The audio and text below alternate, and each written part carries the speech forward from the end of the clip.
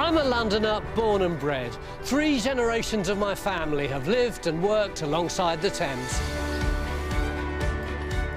And I want to show you how today it's even busier and a bigger part of our lives than ever.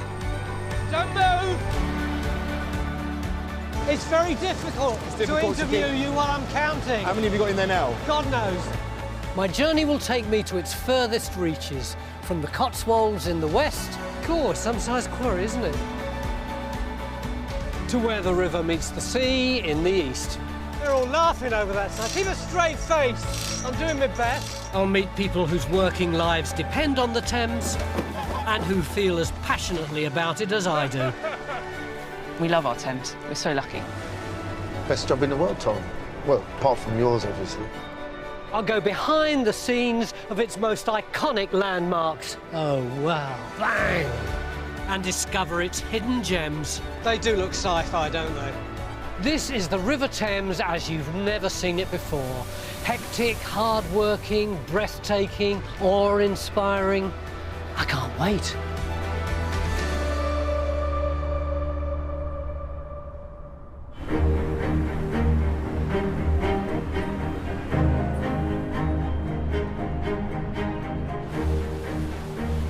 When it comes to famous landmarks, the Thames is like going to a party full of Hollywood A-listers. You've got the MI6 building just there, Tower Bridge back there, the London Eye, the Houses of Parliament. But it's no accident these legendary buildings are here and nowhere else.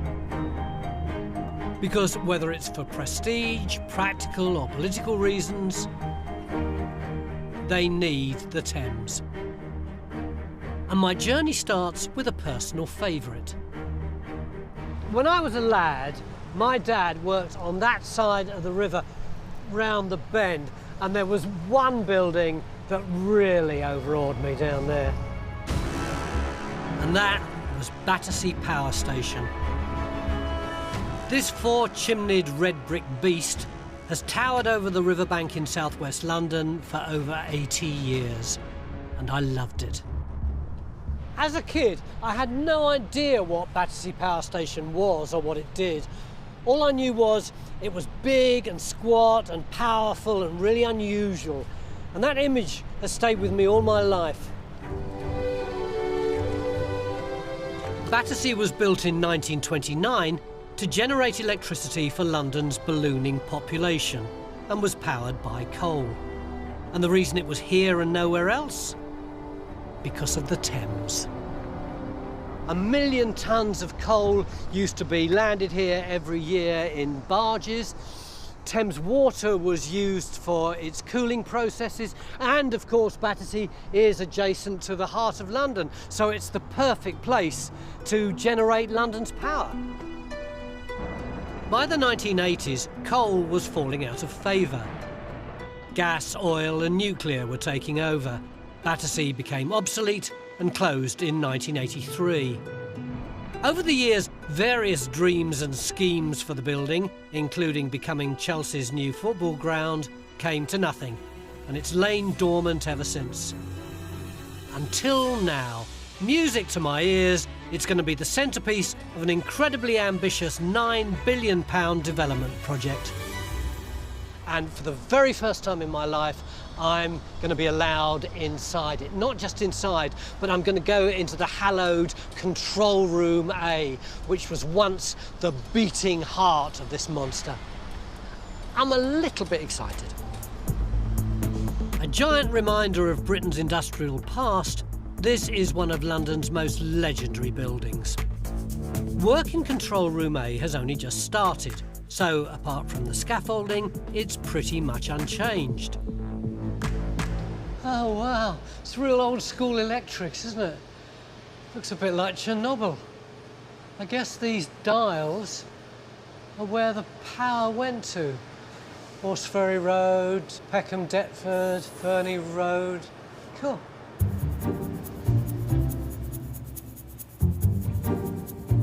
At its peak in the 50s, Battersea supplied 1/5 of London's electricity. It just goes on and on. There are 181 of these boards, 91 E panels for east and 90 W panels for, you guessed it, west. Wimbledon, Alpha Place. They've been gathering dust since Battersea was shut down over 35 years ago. Now builder Danny Christodoulou has been drafted in to give this room a new surge of life. Danny, Hello, Tony. how many people would have been operating this control room in its heyday? I would say 3 to a maximum of 5. Oh, you're kidding. Why so few? It's just a monitoring service. That's all it was up here. The main controller sat behind his desk. He could check all his dials all around to see how power was flowing. If there was a surge, maybe it needed reducing.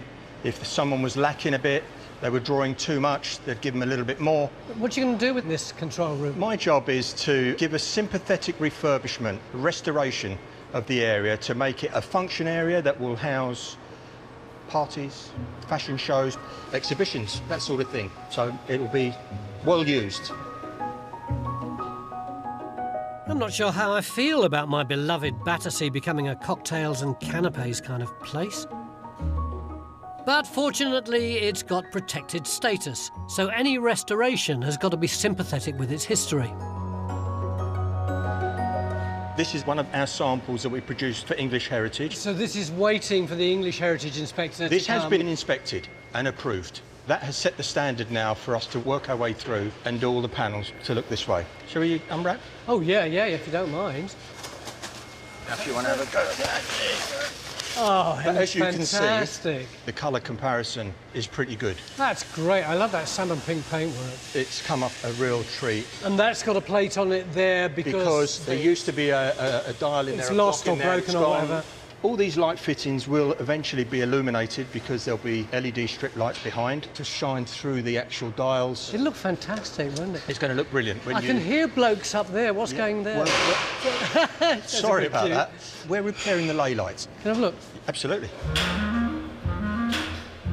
We're going up into what looks like a metal matrix, but it's the control room ceiling, which has been given a temporary floor to allow Danny and his team to spruce it up.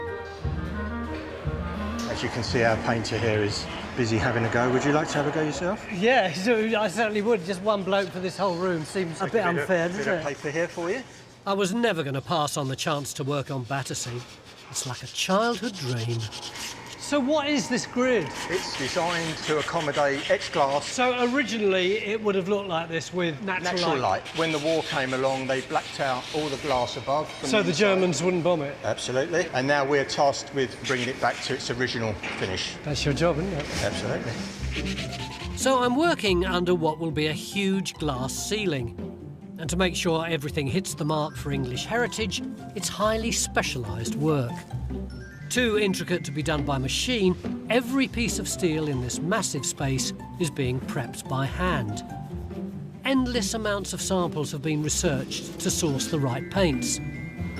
What colour is this metal going to be? It's going back in a gold, in a satin finish. Satin gold. Wow. I've got a little piece of glass here if you'd like to pop it in. And each new 4mm toughened glass pane will be individually cut. There's a bit of new 4mm toughened opaque, like so. That's Everyone working here, metal workers, painters, glaziers, are all experienced tradespeople. Oh, you needed someone a bit taller. Unlike me. Oh, touchdown. There we are. I thought it was going to bust for a minute. I've done one. Just. But eventually, over 9,000 glass panes will be placed into this never-ending grid. That does look great, doesn't it? Imagine what it's going to look like when this whole room is covered in glass. It'll look fantastic. You're a Londoner, aren't you? Born and bred. Do you remember the first time you saw this place? Yeah, you're in awe of it because it's such a big, it looks so big and massive, and it is. That's exactly how I felt. That's exactly how I felt. The word awe is right, isn't it? It is. It's just great. And what drives me on now is to see it finished. To stand back and say, yes, we have created this wonderful space and brought it back to life again. It's lucky it's so well prepped, isn't it? Absolutely. It goes without saying. Later, I'll be feeling the heat. Oh, my God. When I head out of London to see how the red bricks for Battersea's makeover are being made. That is a very scary thing, isn't it? And I join a very unique floating fire station on the river. Man overboard! Man overboard! Man overboard! While industry has left its iconic mark on this river, there are some buildings on the Thames that have been built to, well, quite frankly, show off. And that takes me 30 miles upstream to leafy Berkshire, to Cliveden House. Stood majestically overlooking the river, it may look all grand and innocent, but it was home to the Profumo affair and has a history steeped in sex, scandal and politics. The manor was built over 300 years ago by the second Duke of Buckingham to impress his mates and his mistress. Well, if you were a duke with money and an ego, then of course you'd put your play palace on a prime spot overlooking the Thames. And Cliveden's been a notorious party house for the royal, rich and famous ever since. Anyone who was anyone stayed here. Queen Vic, Charlie Chaplin, Churchill, Gandhi, and more recently, on the night before her wedding, Meghan Markle. The house is now a hotel, which is so luxurious, it's only really accessible to the very wealthy. But the woodlands and the garden and the land leading down to the Thames are available to the likes of you and me. It's been owned by the National Trust since 1942, and 500,000 people visit this estate with its manicured gardens every year. Hi, Mark. Hello, Tony. Mark Lamb is part of Cliveden's 100-acre gardening squad. This is a classic piece of stately home gardening, isn't it? Well, it is, isn't it? And that is a real spirit level. Well, yeah, we just do it to get the, you know, not exact level, but you want it looking as good as you can, really. Do you change every year what sort of animal or pattern you're going to do? Oh, no, these have been peacocks since 1900. I thought it was a bee. Do you know, people have said they think it's Mickey Mouse, but yeah, they're peacocks. Peacocks made of hedges? Well, you don't get more Cliveden than that. And, of course, they're going to be trimmed by hand. Can I have a little go at... Of course you can. I don't want to do too much. No. The idea of wrecking your topiaries... No, you can't wreck it. The thing is, as well, the public love you doing this. They chat to you, they think you're an artist, and, of course, you're not really. You're just taking off the year's growth. I'm trimming a posh bush. I'm quite good at it, too. Normally, I'm rubbish at these things, but I'm steaming round. There's one bit I've got to do. Can you move back slightly, Will? Because this bit is just doing my head in. Take it off. Right, ready? That's going to be hard with that, isn't it? Hey! Well done. Oh, I feel better for that. Thank you. Thank you very much. Well done. Cheers. Cliveden House has been home to countless counts and ladies, but none are as famous or infamous as the last lady of the house. She really knew how to milk its prime position on the Thames. Nancy Astor, who was Lady Astor, was one of the really big personalities in the history of this place. And she used to invite the rich and famous here at weekends to mess about on the Thames in boats. And in order to facilitate this, she had the boathouse done up. It's pretty wonderful, isn't it? Nancy Astor and her husband Waldorf, who were both Americans, were the last owners of the estate. Nancy got involved in British politics and became the first woman MP to ever take a seat in the House of Commons. Hi, Tony. Oh, this is lovely. This isn't yours, is it? No, I wish it was. And away from Westminster, this was the other seat Nancy liked to take. Collections and house manager Sophie Clark knows all about the Lidsdale canoe. This was commissioned by Nancy and her husband Waldorf from the Ray Motor Company, which is just down the river in Maidenhead. From a motor company? So is it electric power? Yes, a completely electric canoe. I knew boating on the Thames was a Victorian and Edwardian craze, but I'd always thought it involved lots of oars and hard work. So she looks like really elegant and old-fashioned, but was actually the height of modernity at the same time. So has it always been here, just rotting away? It hasn't. So after the Astors left, it was sold. In 2016, it came up for sale, and we were given first refusal, and we were able to buy it through some really generous donations. When we started restoration, what was actually left in it was essentially a gear stick out of a Ford Escort. And so this has actually been restored from the original drawings. I can't take her out there. unfortunately not. The National Trust raised 25,000 quid to restore Liddesdale. Its elegance certainly represents the lady in Astor, but maybe not so much the politician. Nancy Astor was undoubtedly very glamorous, but she was also a very strange person in many ways. She was, on one hand, Britain's first woman MP, and she supported all sorts of causes which now we'd think of as pretty progressive, like votes for younger women. But on the other hand, her attitude towards Catholics and Jews was frankly ghastly, and she flirted with the Nazi Party prior to the Second World War. So, you know, she was no high society angel. But that didn't seem to matter to the high society hangers-on at her posh boat parties. I'm not allowed to take Nancy's beautifully restored canoe out, but Cliveden does have river craft you can hire from Sam Harris.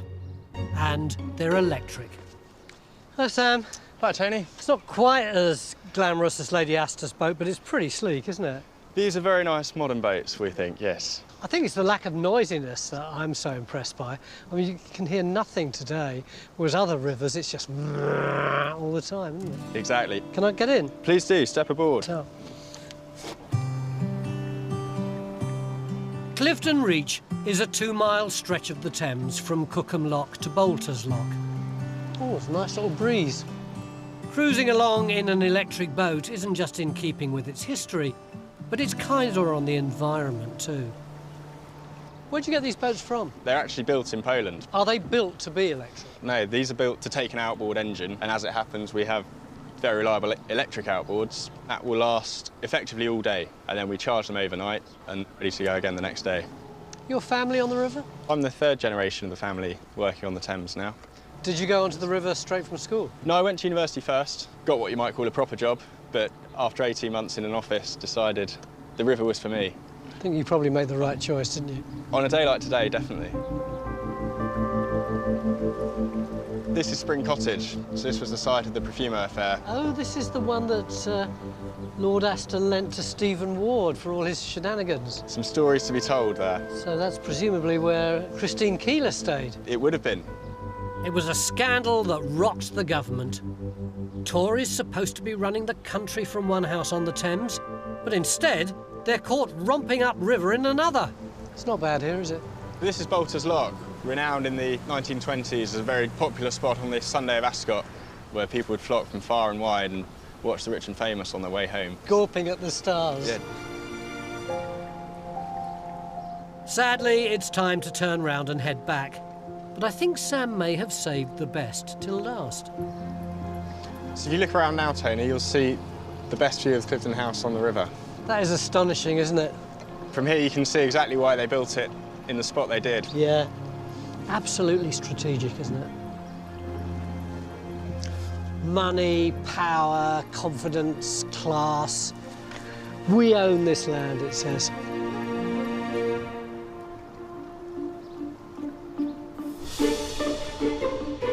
This messing about in boats for fun is all well and good, but now I'm ready for some serious action.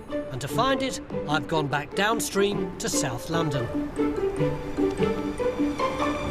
Red Watch Shun. Answer your names: Farfat Hulse, Farfat Gordon, Farfat Kelly, Farfat Kilminster. Red Watch stand at ease.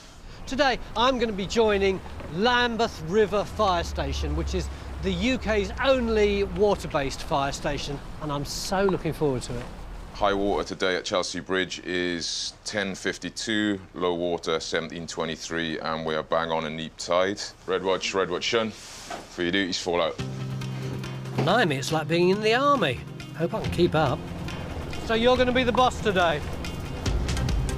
Lee Phillips is in charge of today's watch, and it turns out fires are the least of his worries. Most of our calls on the river station are the people in the water, either jumping off the bridges or falling in off boats. It's quite slack tide now, but the tide can move up to 6 knots, so we've seen people jumping off the bridges. They've gone under and they've not come up because the current has got them underneath the water. They've come entangled in something, so yeah, it is really dangerous. The brigade responds to over 250 call-outs a year along 48 kilometres of the river. And when they're not dealing with an emergency, they're doing drills to make sure they're primed and ready for the next one. Man overboard! Man overboard! Man overboard! It might only be a poor old dummy in the water, but if you can't save that, you certainly won't be any good when it comes to the real thing. So even in a drill, every second counts. So I want you to work with Glenn. You're going to be a spotter. What does that mean? You're going to use that boat hook to line it up with the casualty and direct Nathan the coxswain in. No pressure then. Knife, got it. Luckily we're coming straight in, so it won't be too bad. And as it gets closer, we'll give him an idea of how far away we are. I'm rubbish at meters. Is that 5 metres? Is that 5 metres, 5 Nathan? metres, Nathan! 4, 3, 2... Oh no, missed him. Sorry. Oh, he's gone. He's gone. Go around, Nath, go around. Damn, it was my responsibility and I blew it. My stress levels are rocketing. About 25 metres away. I don't want to mess it up again. I rely heavily on Tony at the moment because I have to keep my eye on the spotter. Okay. And once I get around head to tide, then I can see a bit more. But at this moment, I'm blind. Right, coming up, lovely. 4, 3, 2... Yep. Contact! We got him! Try and guide him into the Jason's cradle now. Don't worry, sunshine. You're nearly safe. Give us a hand on this now, Tony. That's it. Man back on board. I let you down, mate, didn't I? No, I think you've done very well. What struck me, though, was the speed that the Thames flows. Yes. Because it looked as though it was just sort of bobbing up and down in still water. Oh, no. But as soon as we came up to it, it was like it was going by at the speed of a train. Yeah, as it gets later, the tide going out, the tide will actually get faster. So when the tide's really ebbing, and then if you've got the wind to take into account, there's a lot of things you've got to think about. I joined the fire brigade because it's helping people. Yeah, and I've been on here about 10 years now. Love it. Best job in the world, Tony. Well, apart from yours, obviously. Over 100 London firefighters have asked to transfer to the River Squadron, and I can see why. But there's no time to bask in the glory of a job fairly well done. It's straight onto the next drill. Got the casualty just across the river there, trapped in the mud. Just under that bridge? Yeah. I think it's the same guy we rescued earlier from the river. He won't learn, will he? The Thames has a huge tidal range, and its water level can rise and fall by as much as 7 metres. So getting stuck in the mud at low tide would land you in big trouble when the tide rises. People think it's a good idea to go swimming, especially when the weather's like this, and then they try to get back to shore and they might become trapped in the mud for that reason. Or sometimes they've just had a few too many to drink and they decide it's a good idea to go into the mud. The raw sewage sometimes found in the Thames mud banks means Red Watch need to wear protective gear when they're doing these types of rescue. Well, I did say I was happy mucking in. It's a really hot day, isn't it? What do you reckon, 29 degrees, something like that? Not really the right day. Probably the worst day you want to be putting one on, to be honest. Oh, like a flower blossoming. Gear on, drill 2 gets underway, and at low tide, there's only so far the boat can go. Right, you stay on board. Yeah. They're now going to pepper pot, use those mats, what we call pepper potting, up to the casualty. Tossing a couple of mats across the Thames mudbed may sound easy, but from where I'm stood, it's taking a heck of a lot of effort. What are you thinking when you're heaving that mat out of the mud? It's hard work, it's just energy sapping. The mud has got a suction to it with the mat on top, so it's difficult. And then, obviously, when you get to the casualty, you've then got the extra weight of the casualty on the mats, which you've got to bring back. But if it's someone who's injured or frightened, that's doubly difficult. Yeah, exactly. Within minutes, though, they're across. That's incredibly fast, given the problems that they had getting through that mud. Yeah, they've done well to get there. Very impressive. Now they've got the even more difficult job of getting back. We're pretty much aground here, lads. Which is where I come in. OK, if you want to step down onto that mat now, Tony. Okey-doke. One big lift. Right. 2, 3. And my hero duties for the day are done.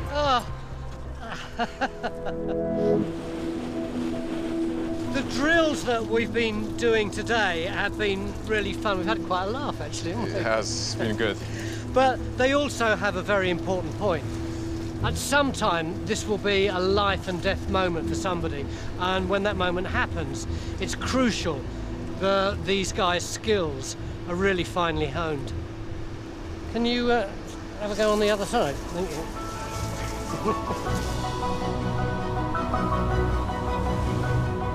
Later, I'll be getting my hands dirty for the Thames again. Right, let's go! Making a brick for Battersea Power Station against the clock. Right. Oh, God, it's broken. It's splitting in half.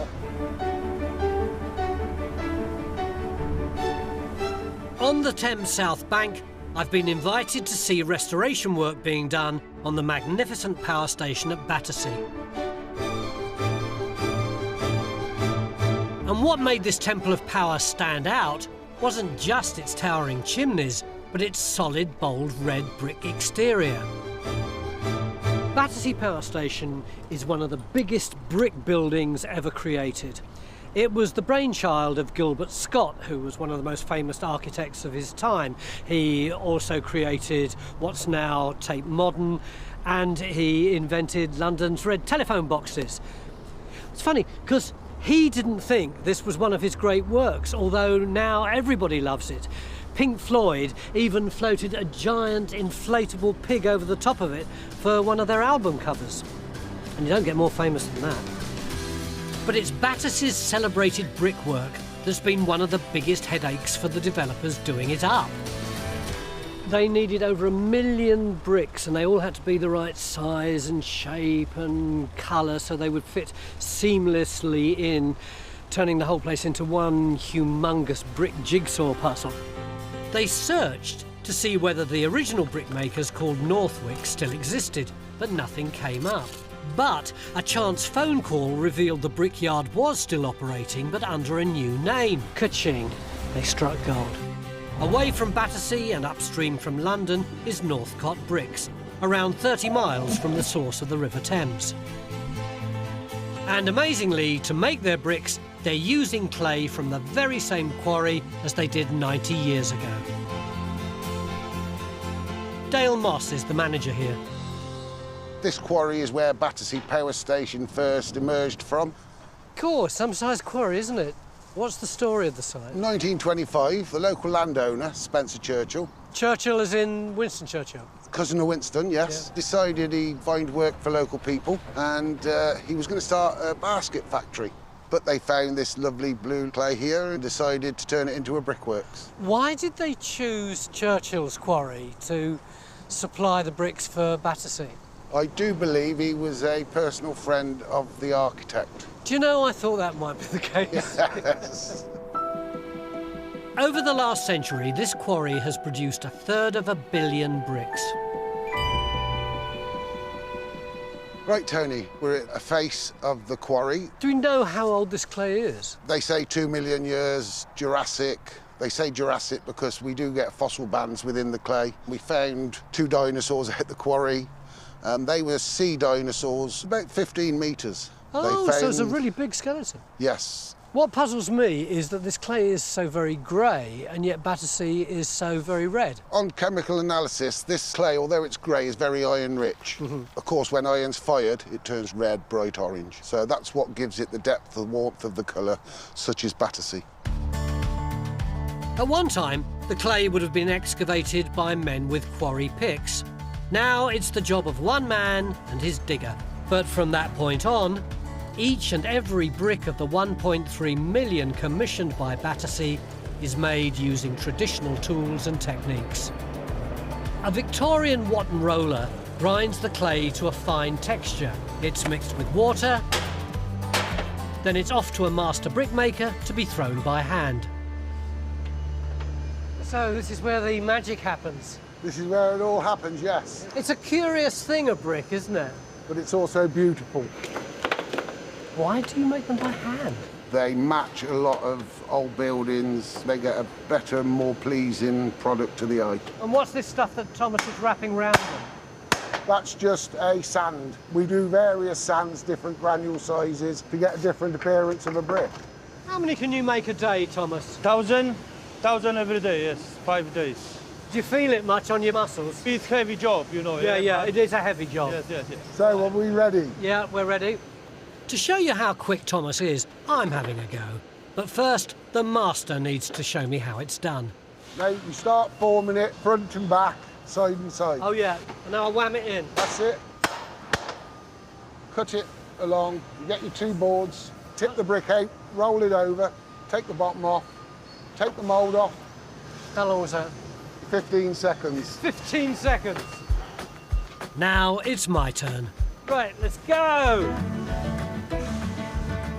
Now I have to get the sand on it. Right. Oh, God, it's broken. Oh. It's splitting in half. I don't know how I'm doing for time. Bash! And I'm pretty sure I've passed Thomas's 15-second mark. Maybe a little more. Oh, yeah, oh, God. You're not meant to tell him, Thomas. In total, Battersea needs 18 individual brick types in unique sizes to achieve its seamless repairs. And it's really hard, heavy work.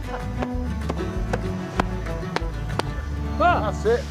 You took just over 2 minutes to do 1 brick. Absolute rubbish. I've got a nasty feeling my beautiful brick will end up in the reject pile. But once the bricks are made properly, they're taken to the dryer and stored at 80 degrees Celsius for 6 days. Then it's off to a big underground oven to be fired, which gives it that brilliant Battersea red colour. I can really feel the heat coming up off the ground. The actual kilns are under your feet at the moment. It's currently 940 degrees. Cool, I can see it down there. It's this gas and coal firing which transforms the relatively weak dried clay into strong, durable bricks. That is a very scary thing, isn't it? It's like a flamethrower. I'm trying to do a gentle, interested interview, and there's a dragon behind me. Tom? Yes. You're going to show me what you do? Yeah. You just see the edge of the brick there, the first one. That's where we take our measure from. We stack the bricks 22 high in the chamber. Yeah. And then when they've shrunk 3 inches, we know we've got the vitrification point, which is to know when the bricks have gone hard enough. Why do they shrink? What's in them that... It's just moisture. It's amazing, isn't it? It's such an old-fashioned way of doing it. When the 22 have been reduced by 3 inches. That's it. That's right. Yeah. It's when we're happy. It does look like the fire from hell, doesn't it? Oh, my God. Jeez. The kiln is manned 24 hours a day for 3 days. 5 days after firing's finished, the bricks can be removed. This kiln is being emptied and the bricks are still hot. How do you do it, mate? Oh, you just stick them. We've got a good saying here, Tony. Yeah? If the bricks start to burn your hands, you're holding on to them too long. It's so stifling in here, even Dale's fittest lads can only stack 30 to 40 bricks a time before needing a break. I feel like I need suntan oil on my head. It's just going boom, boom, boom. It's a nice job in the winter. I bet it is, yeah. Next, the bricks are plunged into a pool to cool, sorted by colour and packed ready for transport. They don't look like new bricks even though they are, which is why they should sit alongside their 1930s and 40s brick buddies at Battersea, no problem. To find out, I can't resist coming back to have a look. And, of course, getting my hands on my beloved Battersea one final time. Oh, it looks fantastic. Austin, I've never laid a brick before in my life. So, here we are. I've got the cement on here, like this. This is the way idiots do it, isn't it? No. Is that enough? Yeah, that's lovely. Yeah. Being left-handed, I've got to turn it round. Yeah. Squeeze it in. Squeeze it in. Do a little tap, tap, tap. Tap, tap, tap. I have put a brick into the new Battersea Power Station. If you ever see one tumbling off the side, you won't, of course, but if you did, it would probably be this one. Cheers, mate. Thank you very much. Thanks. Give us a shout if you need any more done. Yeah, I will do. Even with my dodgy handiwork, my favourite building on the Thames is well on its way to getting its legendary red look back. And when it's done, it's going to come alive again, with homes, restaurants, shops, offices. It's even getting its own tube station. In there is a brick that I laid And ridiculously, that does give me quite a buzz. And when it's all finished and it's flash and new and they got rid of all this ghastly plastic stuff, I think it's going to look even better than it did the first time I ever saw it when I was a lad.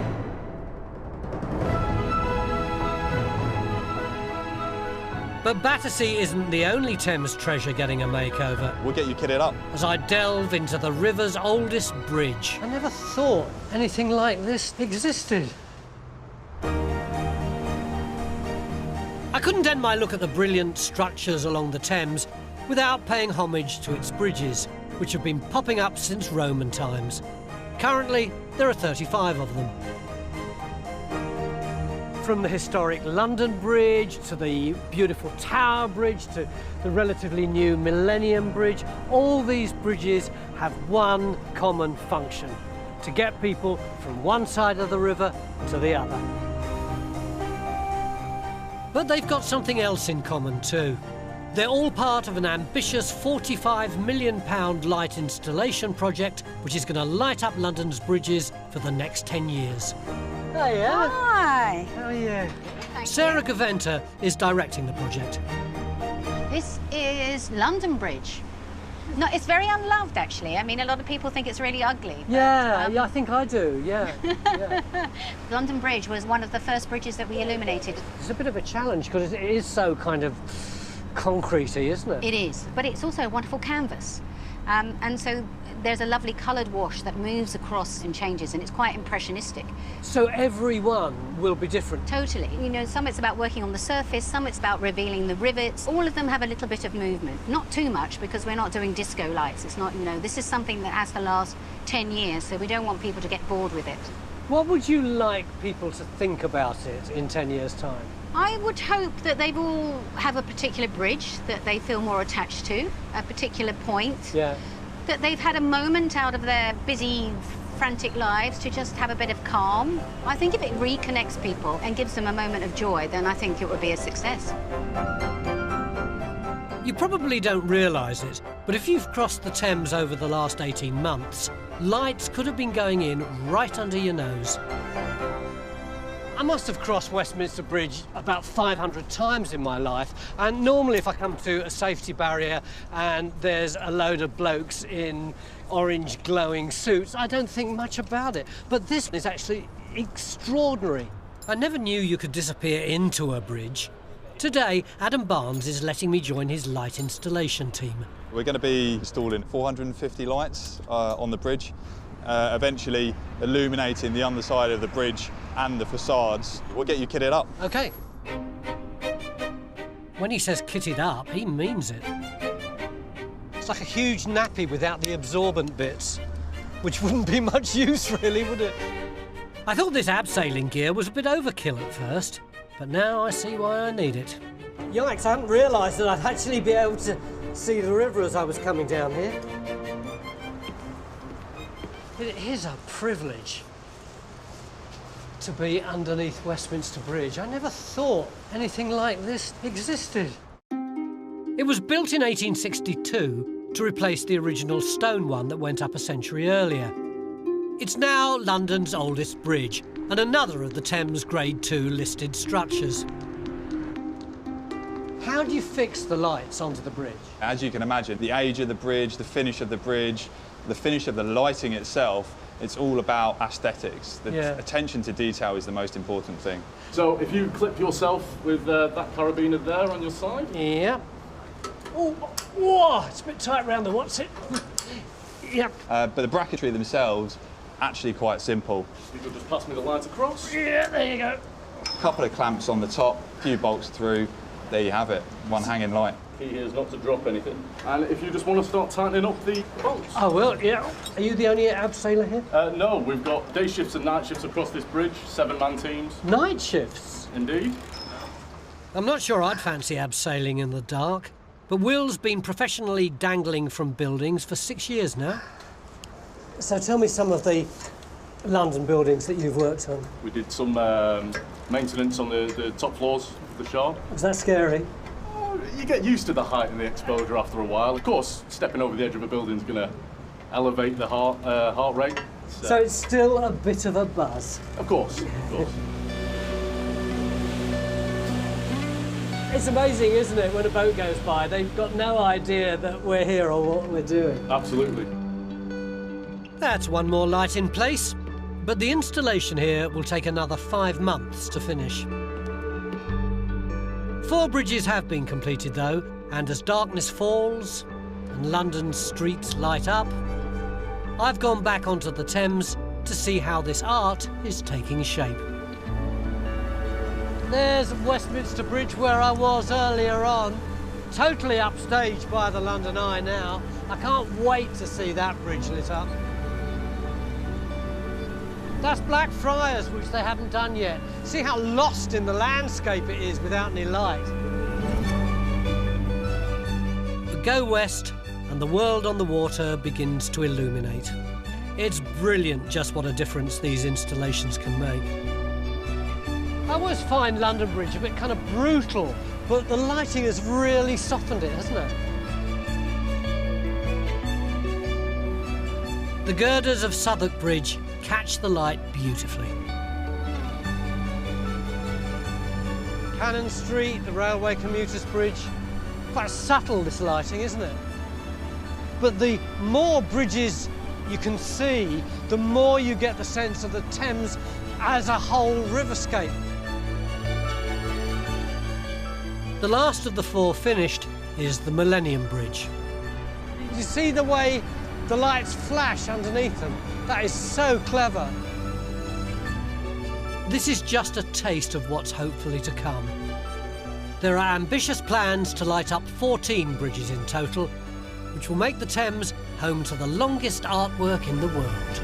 When I was a kid, you wouldn't want to look at the Thames. It was just dirty and stinky. You'd be far more interested in what was going on over there. But now all that has changed. Look at the iridescence of the water. Who wouldn't want to feast their eyes on that? Once again, the Thames is becoming the centrepiece of London, and the men and women who built these extraordinary bridges are being celebrated in light. And I reckon that's a pretty good thing.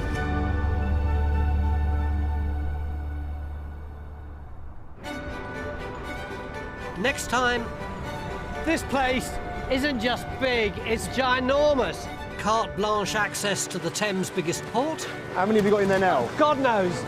Behind the scenes at St Paul's. Oh, wow. Bang! And I try my hand at brewing. How many pints would that be? 92,000 pints. 92,000 pints! It's all in a day's work for the Thames. Good on you, Thames.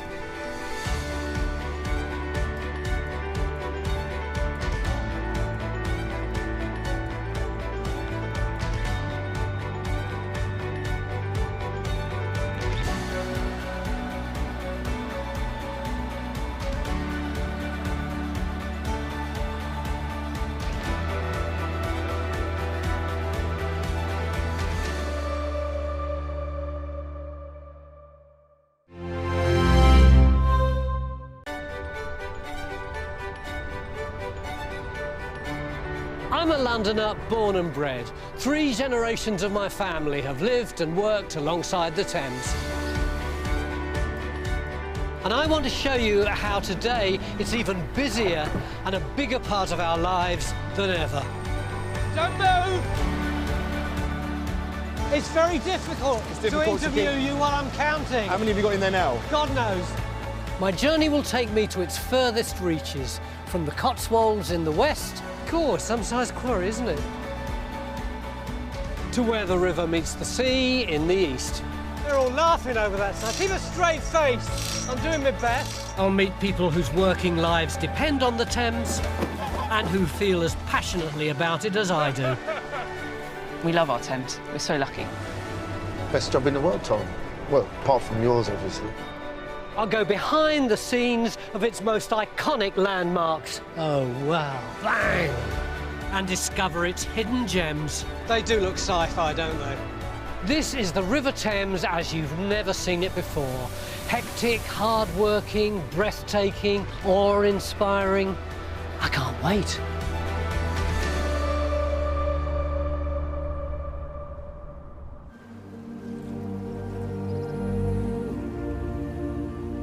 I want to show how the Thames is a vital artery, putting food and drink on our tables day after day, just as it's done for thousands of years. My first port of call is a place where food arrives from all over the world. It's the Thames' newest container port. It's also the biggest.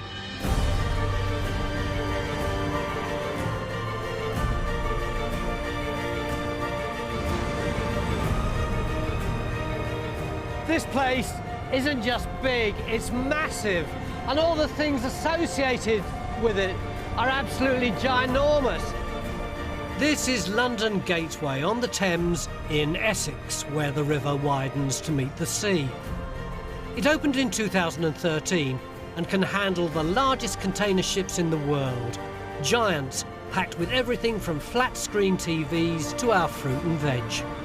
Now, I'm used to docks being smoky and busy and, yeah, noisy, but there's only one noise here, and that's warning you that another of these great megaliths is going to move slowly towards you. How does anyone get their head round this landscape of technology? Andrew Bowen should know. He's in charge. This site is ridiculously big, isn't it? It is an amazing site, 165 hectares of land, of which 100 was reclaimed from the Thames. So all this land that we're currently on is reclaimed? It's all reclaimed. If you got your car here with your sat-nav, if it wasn't updated, it'd be show you driving in the river. Wow, it's crazy, isn't it? And the funny thing about it to me is that nobody knows about it. You know, I'm a Londoner. I know Essex so well. I didn't know it existed. Because, you know, people don't go through ports. This is the Thames' big secret, isn't it? It is. Today, almost half of all our food arrives from overseas. So this hidden hive of activity is a vital link to the world. I'm off to explore it, and team leader John Smethwick will make sure I don't get lost or squashed. These cranes are as high as the London Eye. Do you want to take the lift or walk all the way? Walk all the way. Let's go. I had this intermittent fear of heights. Oh, really? Yes, really. I've made it to the first platform, and for me that's a major triumph. These cranes are very impressive, aren't they? The longer these ships are in port, the less profit they make. So the goal, get them in and out in just 12 hours. Pretty impressive when you realise most of them hold about 13,000 containers. We're moving! Look! Why are we moving? We've picked up our new containers, and we're now moving on to our next bay to start our work there. Just moving to the end of this bay? Just to the end of this one here. Oof. We might fit a little judder. Now he tells me. Oh, I went a bit funny then. The engineering that goes into these cranes is amazing, to realise what you are actually lifting and how you're able to get it there, and the speed and accuracy as well. But we're still relying on the eye and the brain of the bloke in the cab. Exactly, that's it. Actually, she's not a bloke, she's Emily. Apparently she took one look at these cranes and said, I want to be up there. And if I want to meet her, I need to go up there too. Oh, heck. I'm 177 feet up in the air, and heights is just about my worst ever thing. But you'll see, I'm pretty relaxed. My hand is just lightly on this rail. What you probably can't see is that my knuckles are white and my legs are shaking. Emily, when you first started, did you get a bit of a wobble occasionally? Yeah, it is definitely a lot higher than I thought it was looking from the ground. That's the point. Hold on to that point. That's why I'm so scared, yeah. Looking up, it looks like it's easy. Yeah, I'm used to it now. I've been doing it for nearly 3 years. I'm 24 now. Are there many crane drivers here as young as you? No, I am the youngest. Do you get ribbed for that? Yeah. All the old boys are always telling me all the old tricks. How many containers do you unload in a shift? Average shift, probably between 280 to 350. How long is each shift? It's a 12-hour shift. Can I just compare my hand with your hand? Mine's really wobbling and yours is still and cool, your nails. cut, please. Bless you. I'll get him down as quick as possible. I think I'll take it at my own steady pace, thank you.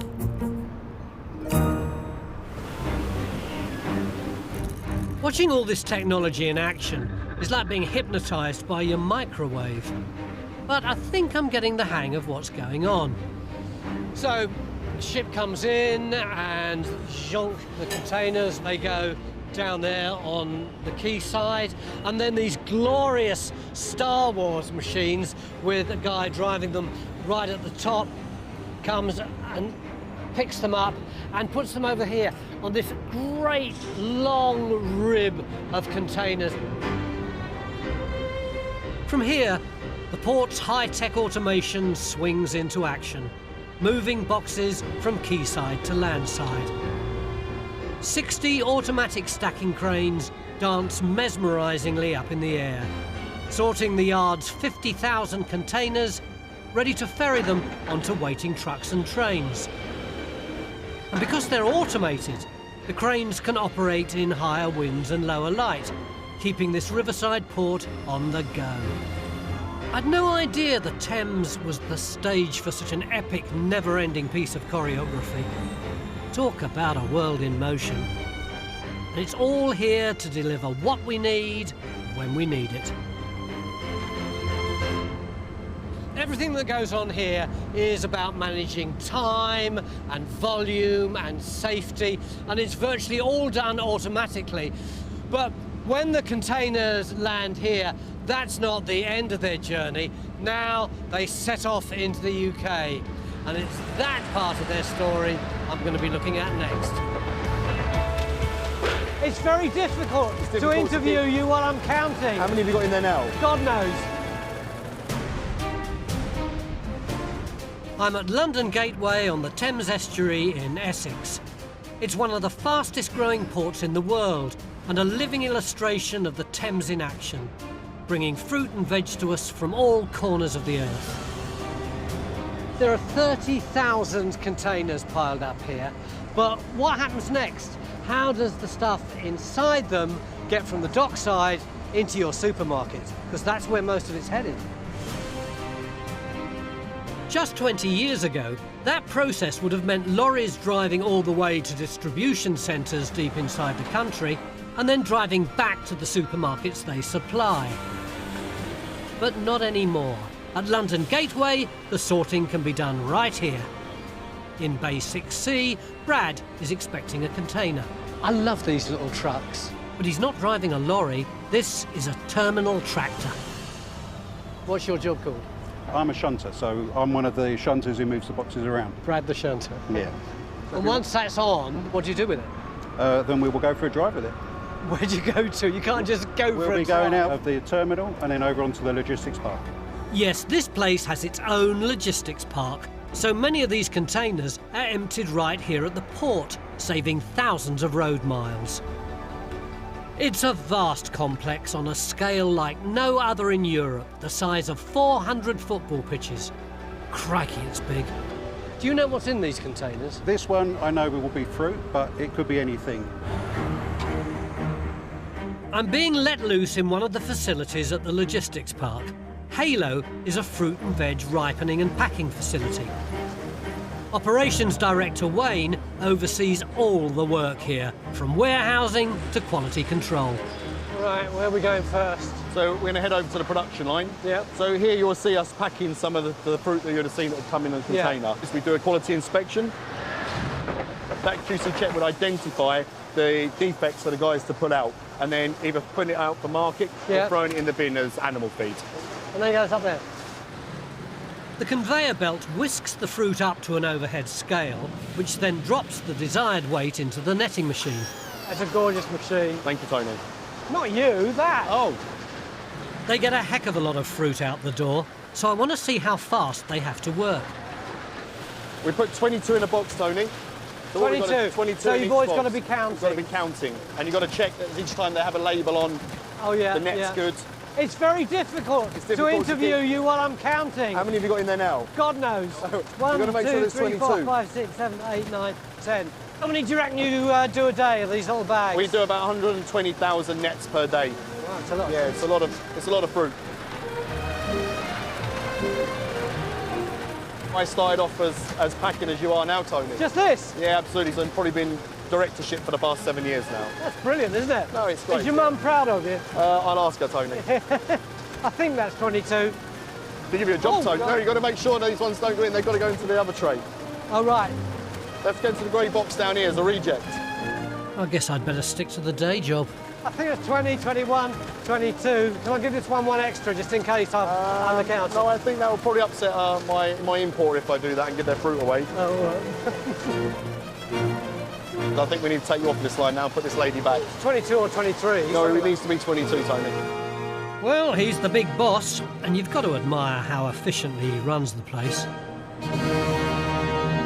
Produce is going from shipping container to supermarket ready in mere minutes. There's a few fruit bowls going to be filled tomorrow from this lot, aren't there? All that's left to do is to load the pallets of fruit and veg onto waiting lorries.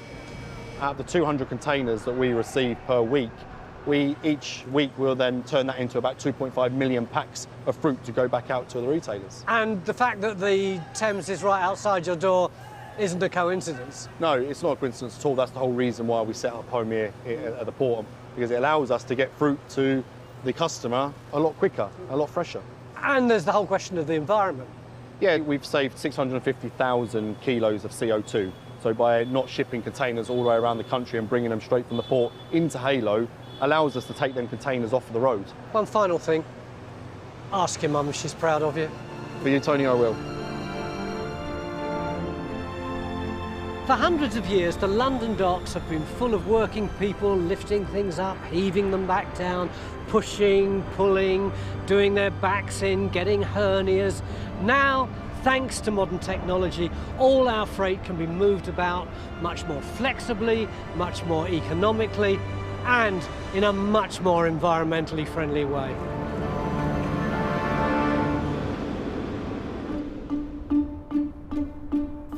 But the Thames isn't just about super modern production lines. It also provides us with food the old-fashioned way. I'm heading across the estuary and travelling about 50 miles further east. This is Whitstable, a quaint seaside town on the Thames Estuary in Kent.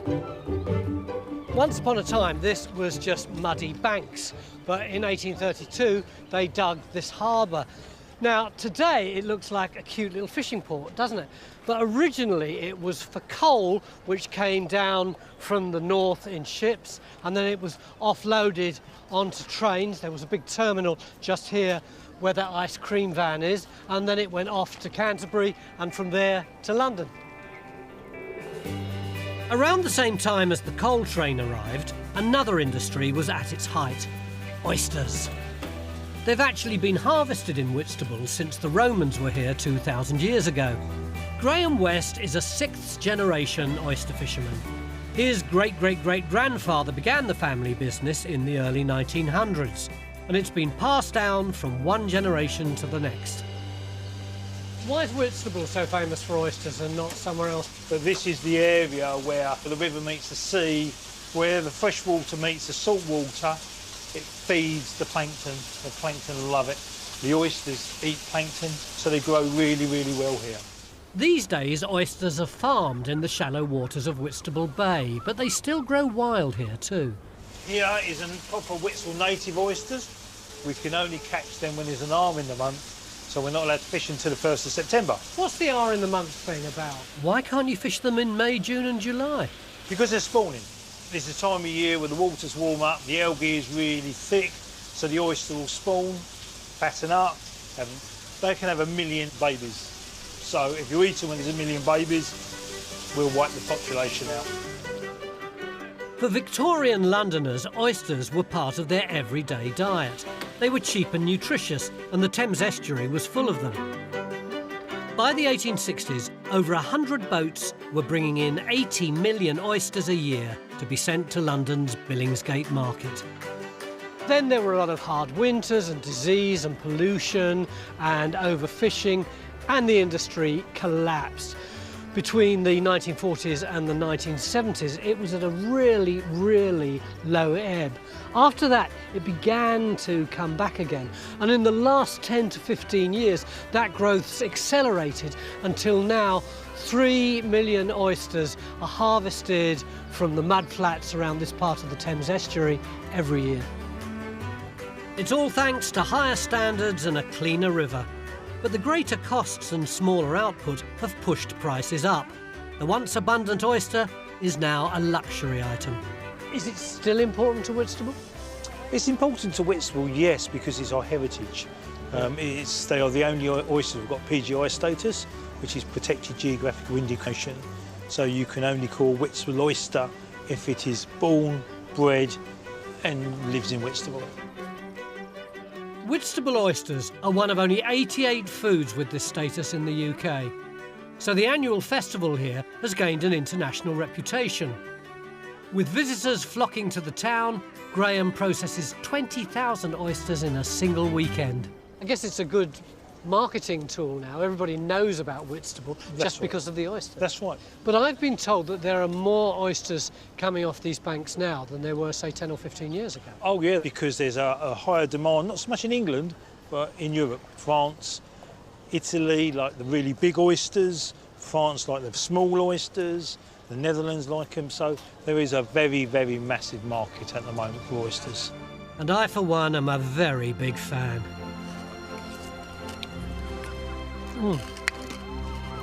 In one, gorgeous.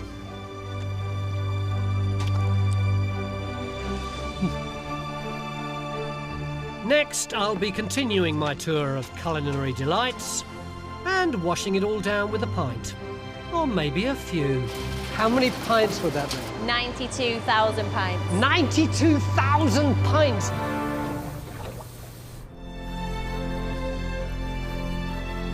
The Thames is loaded with treats. A couple of miles east of Whitstable is the village of Seasalter. Here you'll find a pub that's one of the few in Britain with a Michelin star. The Sportsman sounds a pretty modern name, doesn't it? But it isn't, it's Victorian. In those days, people used to come and stay here when they were going down to the Thames Estuary to blast the living daylight out of the duck for sport. I don't think duck's on the menu today, though. The chef isn't in, but I know where he'll be. On the seashore. Oh, it's really idyllic, isn't it? You'd never guess that this place, amongst all these mud flats and marshes, has been a source of food for London for over 1,000 years. There he is. That's the chef, Stephen Harris, gathering ingredients for today's menu. He's trying to get his food for free this morning. Stephen! Hi. Can I give you a hand? Yeah, grab a bucket. What are we looking for? Today it's seaweed. What sort? This is sea lettuce. I would call this the king of seaweed. It's quite big, isn't it? It's like a little scarf. It's fantastic. There's another one here. This is called gutsweed, or angel hair if you're romantic. Oh, I know about angel hair. Yes. So, is there much of it around? Yeah, there is. I mean, you know, just behind you in clumps. Yeah, this is not rigged. No, I know. Just behind you, yeah, there's a whole load of seaweed. This is a huge source of umami. Now, umami, I know theoretically what that is. Yeah. It's the fifth taste, isn't it? That's right. I don't even believe it exists. We always thought in the West that there was sweet, sour, salty and bitter. Yeah. Meanwhile, in Japan in 1905, a scientist isolated a fifth one. It's savoury. It's that kind of, you know, when you eat those cheesy biscuits, your cheeks salivate and you can't wait to have another one. It's that. That is umami. How much do you rely on the food that you actually get from these beaches? We use a lot of what's around us. My cooking is kind of inspired by the landscape. It's the sort of thing that chefs say, isn't it? My cooking is inspired by the landscape. I know. It's the terroir. Well, exactly, yeah. We've got enough, do you reckon? Yes, we got plenty, but we also are going to make some salt. Make some salt? Yes. Of course, sea salter, salt. The village began producing it way back in the Iron Age. This water's settled because the tide's been out since 1 o'clock this morning and is on its way in, and you get a really nice clean. Can you see? You see how clean that is? Is it actually worth making your own salt?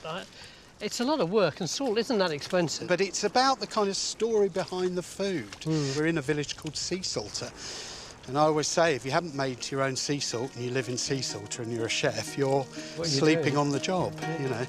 Stephen doesn't just forage on the beach for ingredients, he wants to know all about their history too. Just 20 years after William the Conqueror landed, Sea Salter's shellfish and marshland produce gave the village a place in Britain's earliest record, the Domesday Book. And Stephen also found mention of a farm that supplied him with meat.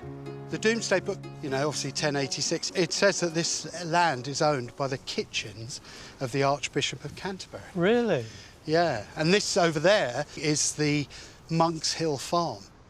I was using it for 5 years before I realised, the monks, and the story just started to appear. So, for example, we're walking on an earthwork. This mound was built to protect the marsh by the monks in the 13th century. It was probably pretty wealthy around then, with lots of activity going on then. Yeah, there was commercial. I mean, the Domesday Book said there were 8 fisheries just along this short bit of coast. And now there's just your pub? And now there's just my pub. We're whipping up a fish dish, cooked with a seaweed butter and seasoned with the homemade salt. So that just goes on there. Basically, the process is that you heat up the salt and you evaporate off the water. Yeah. And that's when you get your salt that you would be familiar with. The salt takes about 4 hours to make. There you go. You've already got it. Oh, my goodness, I didn't realise there was quite so much salt in there. I thought it was just on the top. Yeah. Oh, wow. That's basically how we make sea salt. The seaweed's dried for 24 hours. That's yeah, that's beautifully done. That's part of the River Thames. It is. Dried. Do you feel an affinity with the Thames? Very much so. You know, I grew up here, so it's the sea I swam in as a boy. Run that through your fingers and tell me if you can smell vanilla. I can smell all sorts in there. Oh, it's an incredibly complex series of smells. It is. When you asked me what it smelled like, I was going to take the mick and say it smells like Southend, but it doesn't at all. It doesn't. Get me helping out in a Michelin-starred kitchen. That looks pretty even all the way through now. Put that onto there. 1, 2, 3, 4. Well done. There we go. Excellent. How professional's that? And that's it. And we'll wrap it up, put it in the fridge, and then we will cook your fish in it. Okay. We're going to cook a local fish, a slip sole, and we're going to grill it. I always think the fish and the seaweed and the salt are kind of reunited in the dish as they all come from the same water and all from the Thames. Great.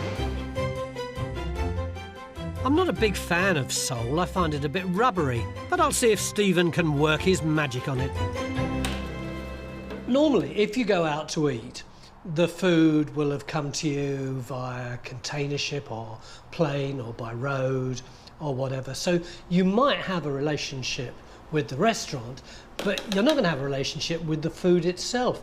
Here, though, they've been producing food for thousands of years, so it's like you're eating history. All right. Oh, lovely. Here you go. Thank This you. is slip sole and seaweed butter. Yeah.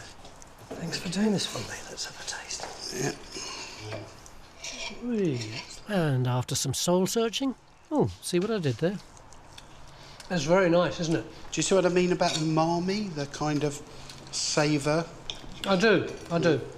I thought it would be much more seaweedy than this, but it's not. It's just another taste or tastes that inform the taste of the fish. Yeah.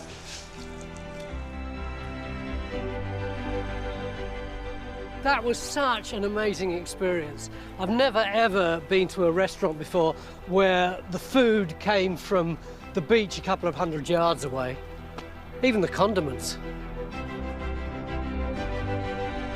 The Thames provides for us every day, not just delivering up tasty treats, but the water of the river itself is a valuable resource. I've now come to West London to see how they turn H2O into something rather special.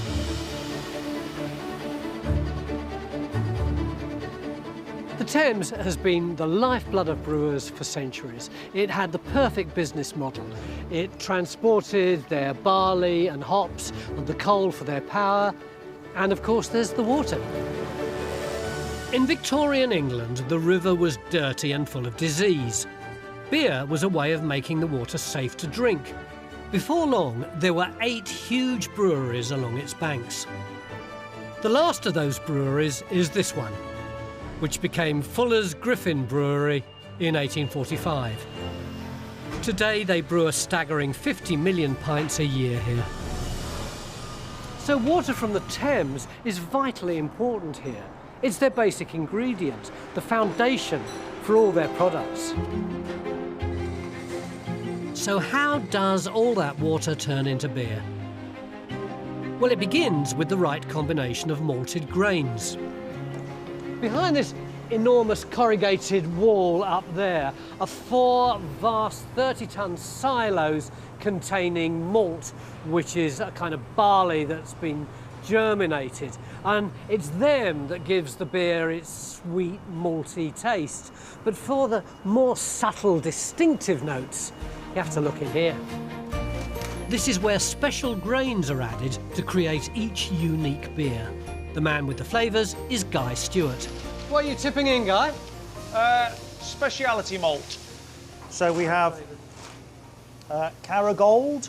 So this is quite sweet, bit of a toffee sort of chewiness. Yeah, it is. Yeah, toffee. Toffee. So we put this into beer to give it a sort of a sweet, caramelly sort of note. We now have Crystal. So this, after the barley's been made, is sort of roasted a bit. Yeah. And if you bite into it, it's quite crunchy. It tastes very different from the other one, doesn't it? Yeah, and it'll add a nice sort of sweetness to the beer and a lovely sort of red hue to the beer. So this goes in ales. And then in the last one, that is chocolate malt. So that is roasted. It doesn't taste of chocolate. Oh, that's disappointing. But it'll add chocolate coffee notes if you're making a porter or a stout. How do you mix this in with the malt that comes from the big hoppers? We tip it into the hole there. It looks so 19th century, isn't it? It's not shiny and 21st century at all. Well, if it ain't broke, don't fix it. So this needs to go in. Yeah. Feel free. The next step is to mill the grains. These beautiful machines, how old are these? They're over 100 years old. They were reconditioned a few years ago. They grind the malt so the starch stored in it can be converted into sugar later on in the brewing process. The malt gets ground into grist. And that's grist? That's grist. Just in grist to the mill? Grist to the mill, yeah. Which means adding something tiny to make the whole thing better? Yes. I never knew where it came from before. Yeah. I love all the reminders of the history that they've kept here. Isn't this great, the last vestiges of the old brewery with those magnificent cauldrons compared with the modernity of this? This high-tech room is where Hayley Marl mixes the grist and the water together to make what's known as mash. And that's not the mash you get with your pie. It comes through here and then goes into the mash tun through there. What's it like in the mash? It looks a bit like a dark porridge. The mixture's gently heated. In there it'll stand for a while, and that's a sort of steeping action, so it's a little bit like making a giant cup of tea. With the solids, or tea bag if you like, removed, the liquid is pumped into these giant vats. And guess what? It's got a new name. Wort. So we've now got 596 hectolitres of wort in here. So you just skated through that, 590 hectolitres? Yes. How many pints would that be? 92,000 pints. 92,000 pints in there? Yeah. What we're going to do is add the bittering hops to the copper, and that's what brings the bitterness to the beer.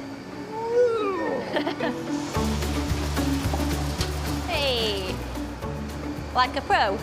Yeah, if I'd messed that up, I would have destroyed 92,000 pints. And now for the important bit, where the beer becomes alcoholic in the fermenters. This is where the yeast is put in? This is where the yeast is put in, yes. What is it that's so magical about the yeast? We've been using this strain since 1976, and it's just the way it ferments and the flavours it produces in the beer. Can I have a look? You have a look? Yeah. Don't breathe in. Are you serious? Yeah. Because of the CO2 atmosphere. So I could pass out without going near a pint. So this tank has finished fermenting. I can see it bubbling now. Yeah, yeah, it'd just be ticking over. But this yeast is like the fingerprint of our beer. At last, the beer's ready. Michael Richardson gets to seal them up and roll out the barrels. Oh, Michael, this is the bit I've always wanted to see. No problem. I'm going to show you how it works. I'm going to do this one, then you can do the next one. Can I? All right. Blue to go. Push it down as hard as you can. Stand back as the Incredible Hulk leaps into action. Perfect. Last one, thank you very much. Thanks a lot. Oh, I stink like a brewery. But it's nice to think there'll be beer out there I had a hand in brewing. And now the important bit, tasting. Cues Zoe Edwards and her sensitive taste buds. One sip's not enough. I think I should take another sip just to make sure. Turns out 2 sips aren't enough either. It's good, isn't it? Best when it's fresh. It does taste very fresh. Yeah, I'll just check. I'll catch you later. Next, I think I say the wrong thing in St Paul's Cathedral. There's a lot of dirty monks' fingers on this page, aren't there? Yeah. Or should I say there's a lot of monks' dirty fingers on this page? Yeah.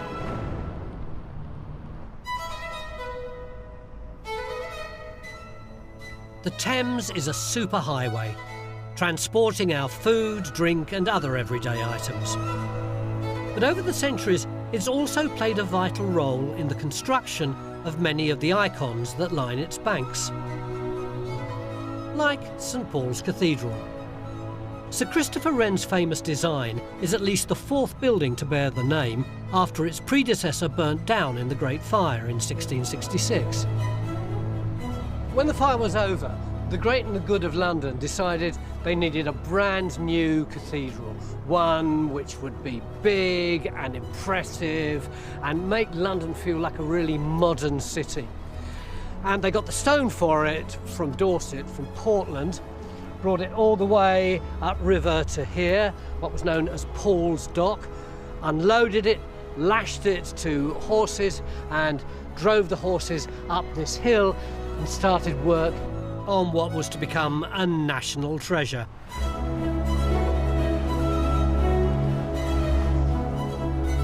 This river access helped construction, and St Paul's was declared officially complete on Christmas Day 1711. As you can imagine, over the last 300 years, every part of that building has been renovated on different occasions, some of it quite dramatically. All of it, that is, except for the library. Only now is it being beautifully restored. And I've been given the unique opportunity to go and have a nosy around while they work on it. Oliver Carrow is overseeing the 3-year project. Welcome to St Paul's Cathedral. Come in. Thank you. But rather than showing me through those famous front doors, he's meeting me round the side. Oliver, this isn't like a church, it's like a palace. So this is the secular entrance into the cathedral. It gives you a sense of power, doesn't it? Like a palace, as It does, yeah, and a sense of staircase. That is absolutely gorgeous. These are huge slabs of stone, but they only go into the wall. Do you want to guess how much? Well, looking at them, I would say they probably went in the same length as the outside bit that you can see. They go in 2 inches. Still want to come in? My cameraman's up there perched on them. How do they do that? So that's a complicated story of structural mechanics. It's all thanks to mathematics, each step resting on the one below. We're heading for the library with its 12,500 theological texts. But before we get there... Oh, wow. Bang! Your job is, let me see if I can get this right, is it master to the fabric? Surveyor to the fabric. So in direct descent from Christopher Wren in title, I'm the 13th surveyor, and there have been architects and surveyors who've looked after this gorgeous building ever since Wren. How do you feel about being in the steps of the great man? Does it weigh heavy on your shoulders? It's like being a parent of the fabric? And of the fabric. And the latest chapter is the library? Yes.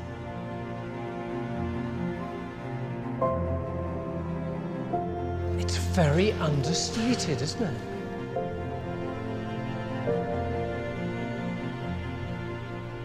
This is a really intimate space in the cathedral, and when it's full of books and some of our beautiful collection, it's a place of calm and scholarship.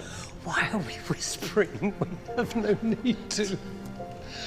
Yeah, but it really does, yes. It's reverence, isn't it? So what is the project here? So books are made out of organic stuff, leather, which rots. It has to be stable for temperature and humidity. So light is our enemy, water is our enemy, humidity is our enemy. When we get sweaty, we get a bit fungally. Just one point. I'm old and a bit tired, but I'm not fungally. Has everything that's been added since Wren's time now been cleared away? Absolutely. Very little has changed in this room. The library is due to open to the public in summer 2021. It hasn't been seen like this for 300 years. I think the thing that my eye's drawn to all the time is the subtlety of all this elaborate carving. It's not in your face, but my goodness, it's complex. So Wren really knew about craftsmanship, and he knew about craftspeople, getting the best.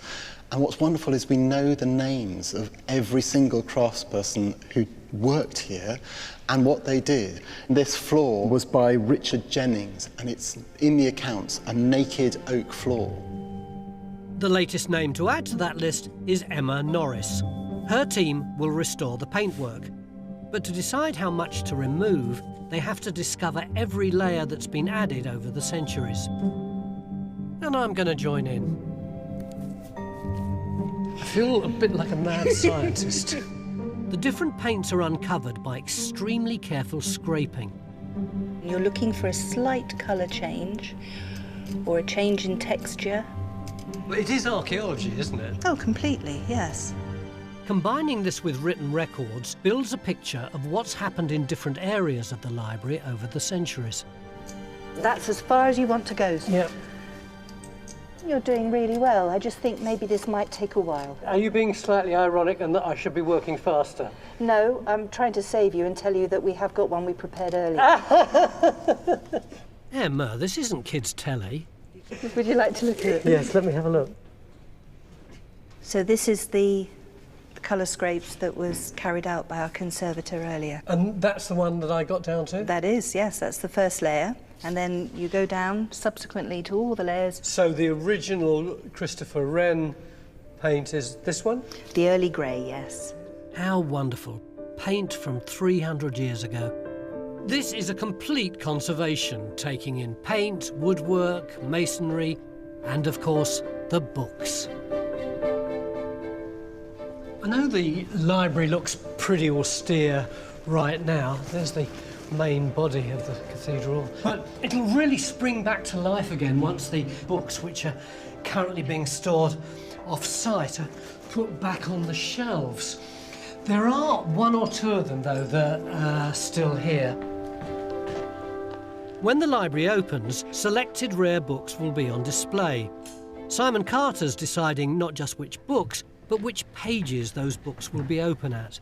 I'm just looking at a book of Psalms that's going to be on display in the library when it's totally preserved. What sort of date is that? It's from about 1200, so it's actually the earliest book in the cathedral library. How come it survived the Great Fire of London? Well, fortunately, it was off-site at the time. It's one of only 3 surviving manuscripts from the pre-fire library. This book predates the printing press, so everything was done by hand. I noticed that you were actually handling it. but not with gloves on. There's a big debate, isn't there, about whether you should wear gloves or not? Yeah, no, that's right. Some people prefer the cotton glove, the Paul Daniels look, but that can snag on pages and sort of pulls. So we tend to go for the clean hands option. Is it all right? I have washed my hands. Yeah, no, absolutely. Turn it over and have a look at a few pages. There's a lot of dirty monks' fingers on this page, aren't there? Yeah. Or should I say there's a lot of monks' dirty fingers on this page? Yeah, I mean, the pages which have been opened a lot, I mean, particularly ones with decoration, tend to be the darker ones, just because they've had much more use. Oh, look at that little face! How do you think it might have been? Well, I mean, it could be the person who wrote it. He was putting his face in his own book. I mean, that'd be a nice way to sign it, wouldn't it? Yeah, yeah. Oh, it looks so modern. That's an original 1200 haircut, I think we can say. That's. Whose owner would be proud to think that their book is being taken care of so meticulously all these years later. For centuries, the Thames has been a vital means of transport, linking us with the rest of the world and providing access to the very heart of this capital city. And it still is. It's working harder than ever before, keeping London and beyond fed, clothed and watered. Good on you, Thames.